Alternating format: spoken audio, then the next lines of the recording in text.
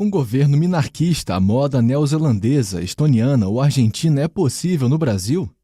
Esse é o Visão Libertária, sua fonte de informações descentralizadas e distribuídas.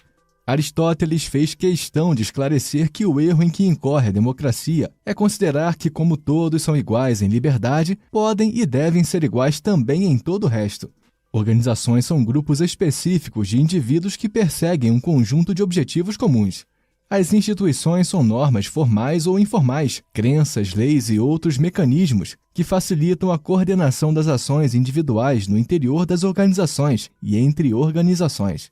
De todas as organizações, o Estado é a maior e mais complexa, autodeclarando-se o detentor formal do monopólio do uso da violência contra seus próprios membros e outras organizações. Não obstante, organizações e instituições não podem ser confundidas com estabelecimentos, pois são meras edificações onde organizações, indivíduos e suas instituições agem.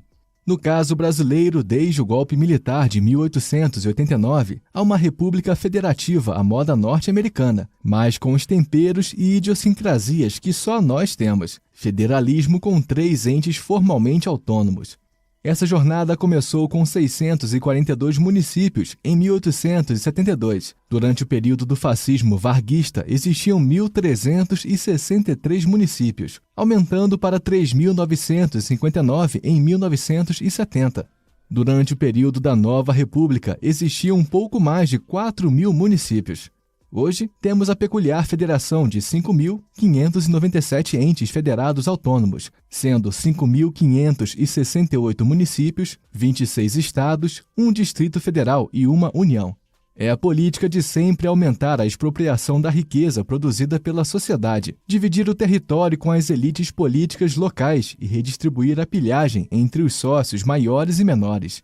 Soma-se a esse pandemônio o ritmo bianual de eleições da nossa República de Democracia Representativa, ritmo esse que gera um cenário de eleições permanentes.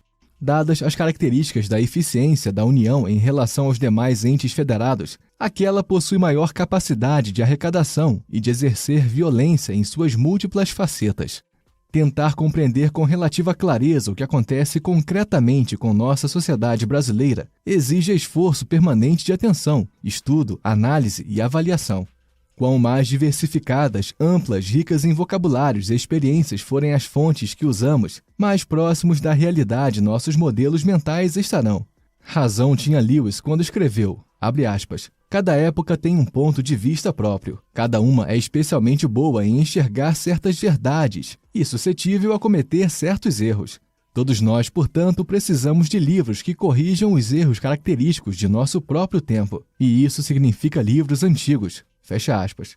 Esse dezembro de 2023 nos brinda com um novo número da publicação universitária Dados, revista que publica artigos importantes para a compreensão do contexto político da organização estatal brasileira.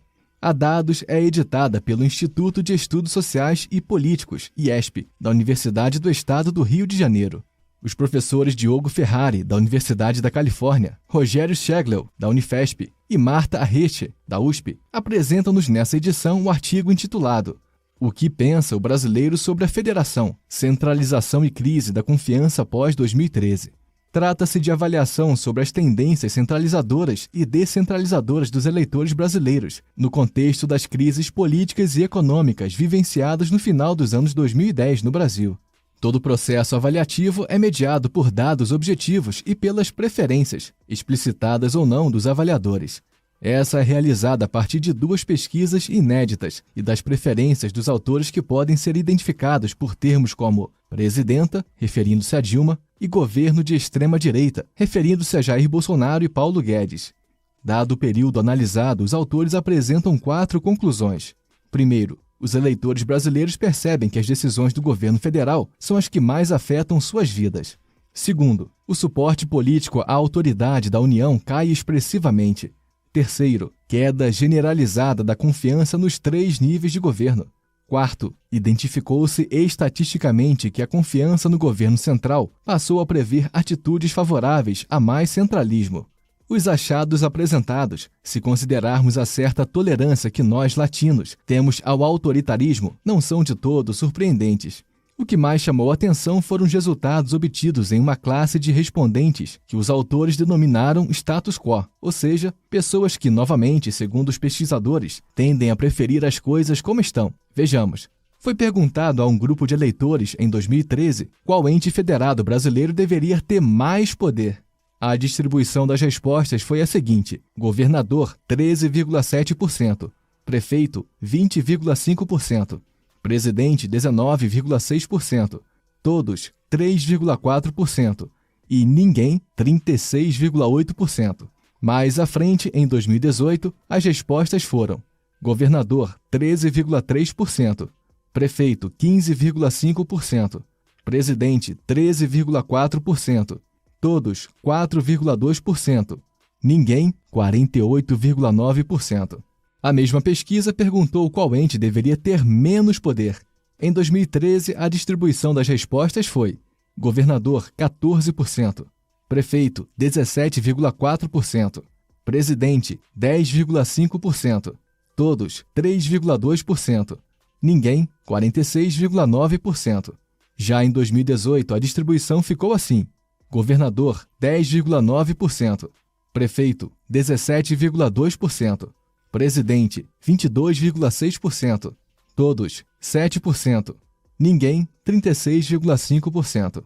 A desagregação geopolítica das respostas mostra que entre 2013 e 2018, a região Sul apresentou aumento no apoio ao incremento do poder da União, enquanto a região Nordeste foi a que apresentou maior apoio ao aumento de poder aos governadores de estado. No entanto, a quantidade de pessoas que afirmaram não desejarem incremento de poder a nenhum ente federado aumentou significativamente nas regiões Sul, Centro-Oeste e Nordeste. Em termos estaduais, foi em São Paulo e no Ceará onde se observou com mais intensidade esse fenômeno. Os pesquisadores denominaram como status quo a classe de respondentes que preferem reduzir o poder centralizado, mas que não afirmam desejar maior poder para os demais entes federados, como ocorre no eleitorado norte-americano. Pensamos que a interpretação do fenômeno pode ser outra. Observa-se movimentos muito interessantes nas preferências dos entrevistados. Conforme o tempo avança, as pessoas preferem que a federação como um todo tenha menos poder sobre a sociedade. As pessoas percebem que a quantidade de liberdade individual possível de ser exercida é inversamente proporcional ao poder do Estado federado. Se a interpretação apresentada acima é mais adequada para apreender a realidade, estamos diante de um fenômeno onde o cansaço e a saturação com as sucessivas crises políticas, econômicas e morais indica às pessoas que a solução não está em fortalecer o jogador A, B ou C dentro do jogo estatal de expropriar a riqueza produzida pelas pessoas, mas de se afastar dos jogadores e, quiçá, do próprio jogo. Corroborando essa perspectiva, no último parágrafo do artigo, os autores afirmam, abre aspas, a queda na confiança no governo federal foi acompanhada de uma expansão da parcela de eleitores que não conferiria mais poder a nenhum nível de governo. Cresceram de 36,8% para 48,9%.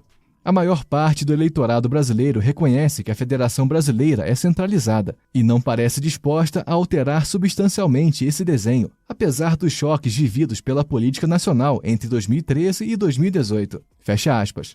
Se as preferências não se alteraram qualitativamente de 2018 até hoje no sentido pró-Estado, há espaço para as pessoas escolherem um novo jogador que, dentro do jogo, altere de tal forma suas regras e métodos, a moda Nova Zelândia em 1984 e a Estônia pós-União Soviética, que de uma dinâmica totalitária iniciemos outra no sentido minarquista, como um passo intermediário até chegarmos ao Ancapistan.